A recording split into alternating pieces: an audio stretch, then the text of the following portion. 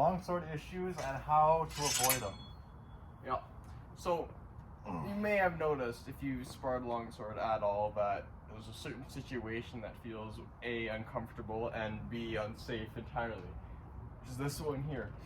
Getting here sucks. It's not great, especially if you wear heavy gear too. It just doesn't feel right at all. So how do we avoid that and crossed arms in general? Well, better question, why should you first? Why should you? Well, maybe you shouldn't come up here because it's difficult. If you can get jammed up a lot, and then your follow-ups will be very slow, right? It's a very large motion. Even from here, very large motion. Yeah, you gotta uncross your arms, then you have to wind up your cut.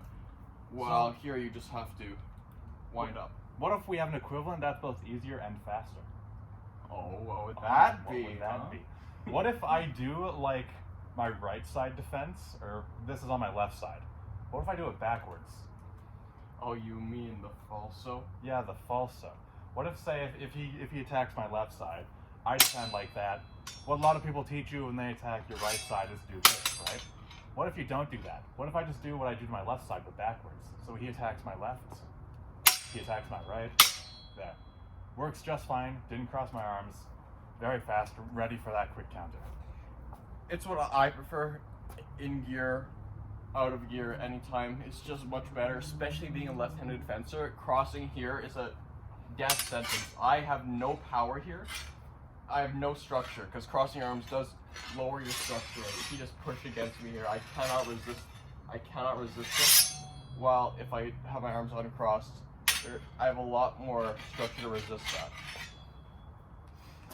So, doing that falso, which is just reverse your cut, so cut and then reverse. So break it down a bit more. Falso is just plural falsi, any cut done with the back edge. When it comes from your left, falso manco, right, falso dritto. We're using Italian here, but feel free to call us heretics and chastise us in the comments. Whatever you want to call it, it's just using your back edge.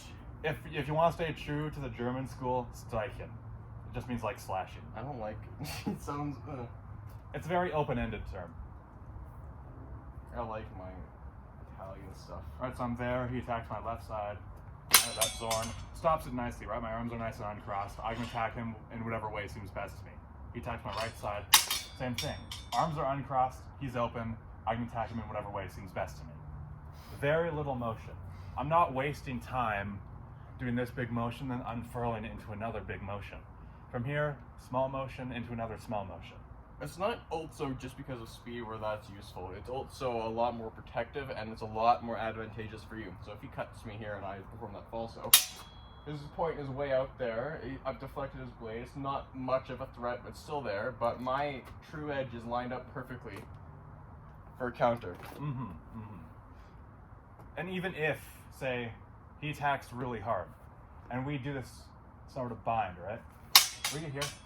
Even if he's pushing really hard, I can work from this, right? He's gone right into my strong there. I can attack him in whatever way seems best to me. Probably going to be some form of cut to his head. We're kind of going off track there. We're crossing arms, yeah, but crossing arms, do the thing with the back edge instead of crossing your arms.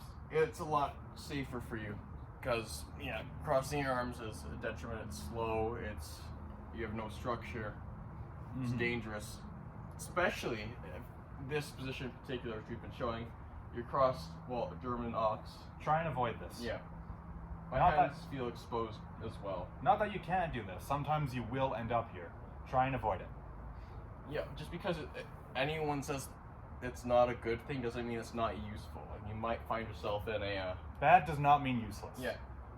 I can find myself ending here and completely safe after in a bind. Like if we just bind here, and I can get this winding off, it doesn't necessarily mean it's a bad thing. I've won, I'm safe here. Yeah, he's fine. It's just you don't want to accidentally find yourself, my point's offline here. It's because when he fails, he has a long motion, right? I can do a lot to him here. It's what comes after. It's what doing it will happen. Doing it will cause other things to happen that will not be fun. So essentially, defend, assuming a right-handed fencer, defend your left side with your true edge, your Zorn, whatever system you practice, defend your right side with your false edge. You get your falsi, your steichen, whatever you're used to. Get used to this kind of motion, it'll help you a lot. Anything to add? Nope, that's That'll do it. that ought to do it.